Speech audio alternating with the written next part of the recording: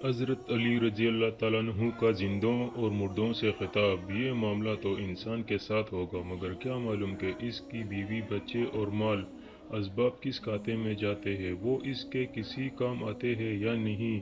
ایک مرتبہ حضرت علی رضی اللہ تعالیٰ عنہ قبرستان میں تشریف لے گئے اور وہاں بلند آواز سے کہا: اے پیوند خاک ہو جانے والے لوگوں، تمہارے مال تقسیم ہو چکے ہیں، تمہارے گھروں میں رہائش رکھ لی گئی ہے، تمہارے بیویوں نے پھر سے شادیاں کر لی ہے۔ حضرت علی رضی اللہ تعالیٰ عنہ کا یہ تو مردوں سے خطاب تھا۔ ایک دفعہ زندوں سے یوں فرمانے لگے: دنیا دن بدن منہ پھیرتی جا رہی ہے اور آخرت روز بروز قریب آتی جا رہی ہے، اور دنیا آخرت میں سے ایک مستقل اولاد ہے۔ تم دنیا کی اولاد نہ بنو بلکہ آخرت کے اولاد بنو۔ آج کے دن عمل کر لو، حساب نہ ہوگا، اور کل کے دن حساب ہوگا، مگر عمل کی مہلت نہ ہی ملے گی۔ میرے دوستو، ہم پردیسی ہے۔ یہ دنیا ہمارا اصلی وطن نہیں ہے، اصلی تو جنت ہے، اور یہ دنیا تو وطن اقامت ہے۔ کچھ مدت کے لیے ہم یہاں ٹھہرے ہوئے ہیں اور آزمائے جا رہے ہیں۔ ہم سب مسافر ہیں اور یہ سفر ہر وقت جاری ہے۔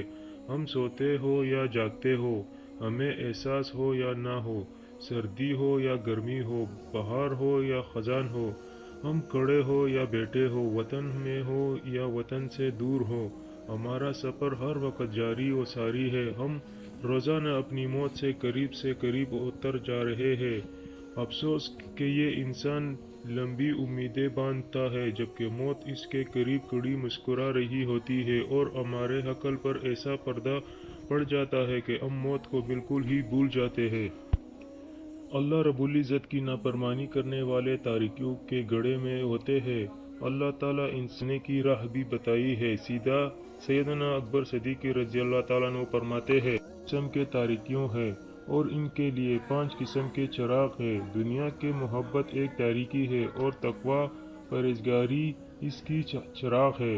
گناہ ایک تاریکی ہے اور اس کا چراغ توبہ ہے۔ قبر ایک تاریکی ہے اور اس کا چراغ کلمہ طیبہ لا الہ الا اللہ محمد الرسول اللہ ہے۔ آخرت ایک تاریکی ہے اور اس کا چراغ نیک اعمال ہے۔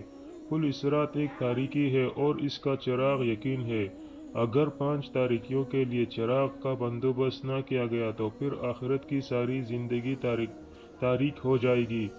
دنیا کی بے تباہی۔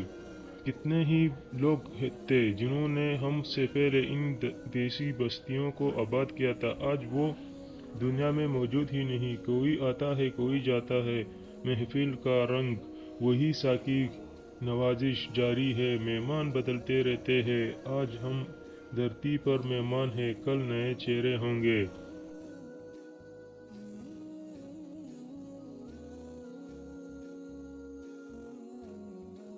ان کی تذکروں میں ذکر باقی نہیں رہا۔ بڑی مغروریوں میں زندگی گزارنے والے آج قبروں کے اندر پڑے ہیں اور وہ ان کی قبروں کی مٹی اڑا رہی ہے۔ کسے بے داغ چہرے تھے جو آج دنیا میں موجود ہی نہیں۔ یہ نظام قدرت ہے، جو بھی دنیا میں آتا ہے اسے جانا پڑتا ہے۔ اللہ رب العزت نے نبی کریم صلی اللہ علیہ وسلم سے فرمایا: ہم نے کسی انسان کے لیے یہاں ہمیشہ رہنا تو نہیں لکھا ہے۔ یقیناً یہ دنیا ہمیشہ تو نہیں رہے گی۔ یہاں کی ہر چیز پناہ کے داغ سے داغدار ہے۔ نہ یہ جوانی ہمیشہ رہے گی، نہ یہ بڑھاپا ہمیشہ رہے گا، نہ یہ غم ہمیشہ رہیں گے، نہ یہ خوشی ہمیشہ رہے گی۔ میرے دوستو، جب یہاں کی ہر چیز عارضی ہے تو پھر انسان دنیا سے کیوں دل لگائے ہے؟ اسے چاہیے کہ وہ اپنے آخرت والے گھر کو بنائے۔ ہم دنیا سے دل لگائے ہیں، ہم اپنے ہی نقصان کر جائیں گے۔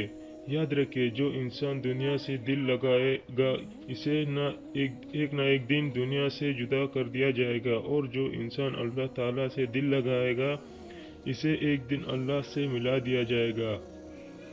جگہ جی لگانے کی دنیا نہیں ہے، یہ عبرت کی جا ہے، تماشا نہیں ہے۔